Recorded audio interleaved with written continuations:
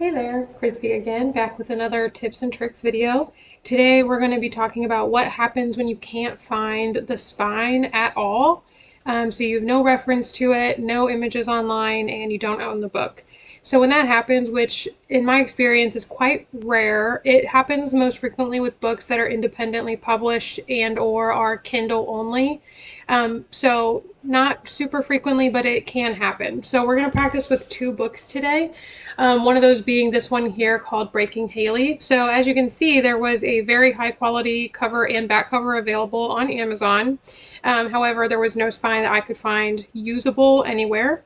So therefore, I'm going to have to make it from scratch. So the first thing I like to do is to just get a shape to fill that space. So to do that, I just go over here to this shape button right next to the line here, and I insert a rectangle shape, which is the very first one. And I don't worry too much about getting it right because I'm going to resize it anyways using our resizing tool over here. So we're going to make that 0.28 by 1.4. And then I like to just fill it in black with this fill button up here. And then I get rid of the outline because that adds to the size and I don't want that. So I get rid of that outline by making it transparent. So all I'm left with is a black rectangle, which is the correct size. So I'm going to go ahead and put that where it goes. So now I need the title and the author ideally. So the easiest and fastest way to do that I shouldn't say the easiest and the fastest. The easiest and the fastest way would just be to insert a text box and to type it in. But if you want it to match the overall vibe or aesthetic of the book, then the easiest way to do that is to go to the image on Amazon or wherever, and don't copy it, but copy the image address. So it's right underneath copy. So instead of copy image address. And I love this website. I use it all the time when making book covers. It's called remove.bg, as in remove background. Totally free. You don't need to set up an account. You can just go to it and use it. So we're going to copy that image address here where it says paste an image or a URL. So I'm going to just do the URL because it's faster. And it'll take a second and then it will remove what it thinks is the background. Now, results can be hit or miss. It doesn't always correctly detect the background. So in this case, it did a pretty good job. It's hard to see, but when we put it on the black background, it will be easier to tell that it did a good job. So we're going to go ahead and download this image for free. We don't do the max quality because you have to pay for that. So we're just going to do a free download. And now that image just simply needs to be uploaded to our Google Slides. So to upload an image to Google Slides, you can either go to Insert Image, or you can just click on this image button right next to the shape button. And I'm going to upload that from my computer. So now I have this image that does not have a background. It just has the text, so you can kind of get an idea for that there. And the very first thing I like to do to save time, go ahead and hit Control C or Command C to copy it, so that way you can easily paste it to use it again, and I'll kind of show you what that means. So I'm going to go ahead and hit Control C, and now I need to crop it like we do anyways when we're cropping the back or the front cover. And so I'm going to double click on the image, and I'm simply just going to outline the title here. So I'm only going to do the title right now. So I'm going to crop it to only have the title in the box. And so now I just have the title. I'm simply going to rotate it over here where I resize things. So I'm going to click it to rotate 90 degrees. And then I'm just going to kind of manually change the size to sort of get it where I want it to fit inside the box. You just want to make sure, obviously, that it's not wider than your spine, and that it doesn't look too distorted. So you might just play around with it a little bit. If you want to double check that it's for sure centered on the page, the best way to do that is to go to this Arrange button at the top. So in the menu bar, if you click on Arrange, you can center it on the page horizontally. And so that just guarantees that you have it in the right spot, which I did, thankfully, but if you didn't, it would move it for you. So now we have the title there. We just need the author now. So that's why I hit Control C earlier, because now I can just hit Control V, and now I have the image to work with again. Sometimes I forget to do that, and if you do, you just have to reinsert the image again, which can just be annoying. So I just like to try and remember to do that. So now I'm going to crop the author, just like I did the title, and I'm going to rotate it again over here. And now I'm going to place it on my spine. I'm going to make it a little bit smaller. And I'm going to just go ahead and double check that I have it centered by going to arrange and centering it horizontally, which it is. So to me, I would be good with this. I like the overall aesthetic. I don't mind that the spine is black. I know that oftentimes spines aren't just plain black.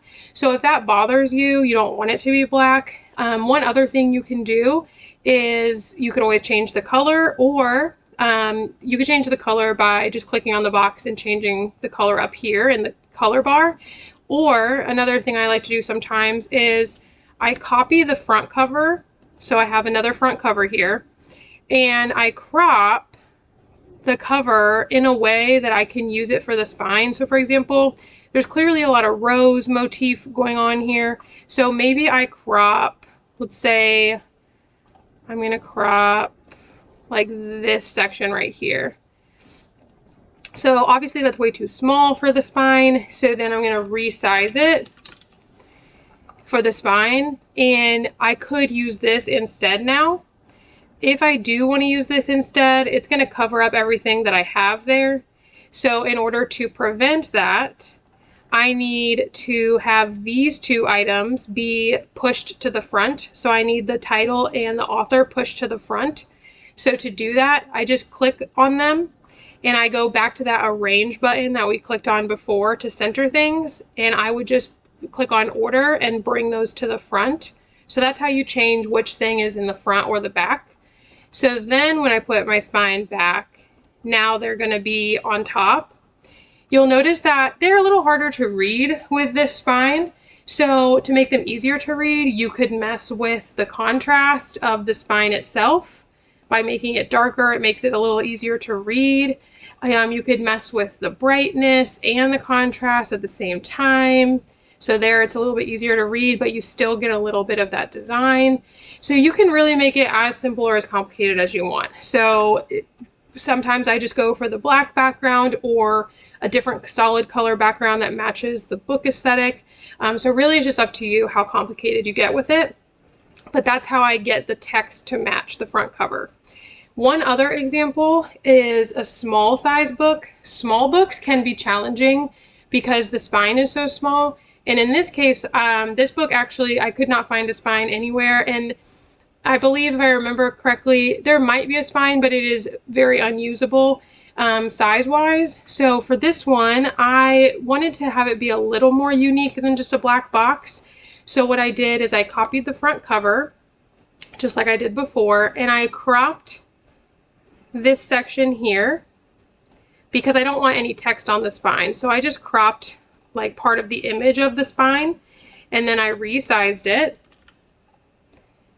And you can see here, obviously it doesn't connect all the way around. It's not going to have that wraparound effect. However, on a shelf, it still gives the vibe of the book of a house rather than just a black spine. So that's an option as well. And then for this, for the font is quite generic on the cover. I'm pretty sure it's just impact font for the most part. So it's kind of up to you. So you can do the same steps that we did before, which is copy the image address. We can take it to this remove background website, and we can go ahead and remove the background, which we'll see how good of a job it does on this book. Okay, so this is a common thing that pops up. So sometimes it's like, we can't find the background. Sorry, we can't help you. So when that happens, you have to kind of do it manually. So you go to this erase button here, and if you start to tell it like what you don't want, so I do not want any of this, I'm just going to erase everything around the text. Doesn't matter if you're super perfect, you're just trying to give it an idea of what parts of the cover you don't want. So I'm going to go all the way around the text. Okay, now let's see how it handles that. Okay, so you can see it understood what I was trying to get at. I didn't want any of that background, I just wanted the text.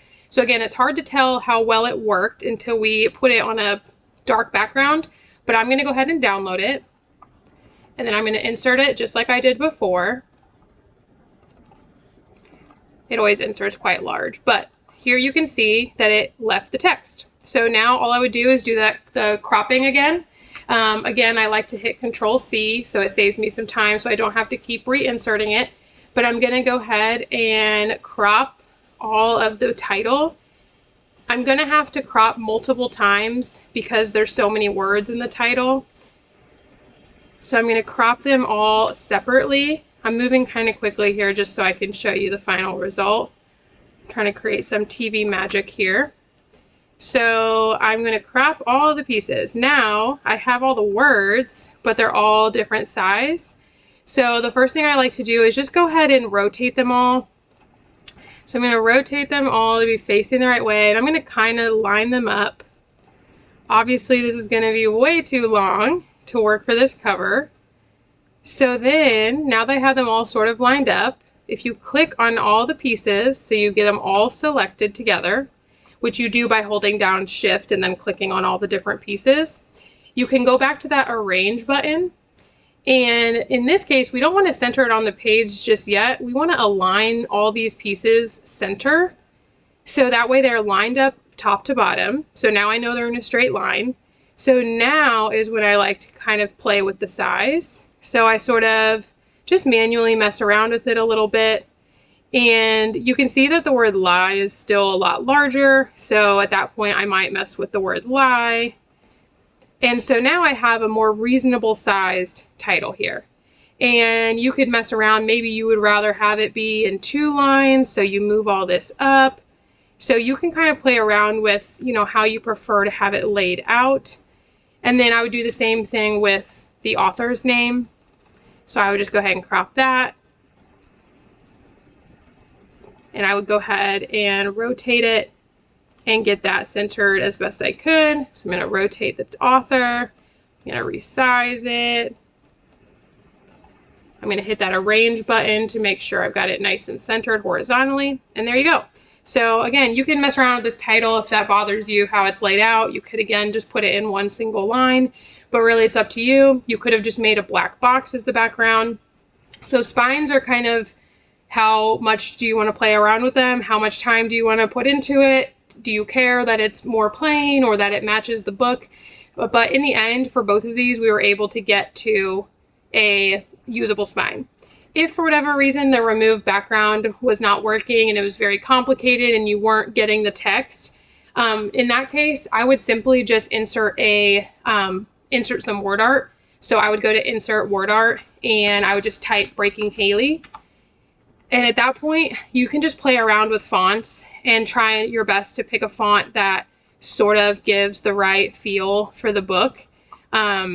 Obviously, you're not going to find one necessarily that matches exactly. In this case, it's 2 different fonts, so you could do 2 different word arts. But really, you could just insert word art like this, and it's much faster and gives a similar effect.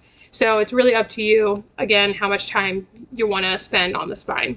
So that's kind of some of the tricks that I use. Again, the website remove.bg, super helpful when it comes to spines in particular. And in general, just using the insert shape and the arrange button to make sure everything is centered and aligned. So thank you so much for, again, hanging out with us and trying to make mini books on your own. And I hope this helped. Happy bookmaking, and I'll see you in the next video. Bye.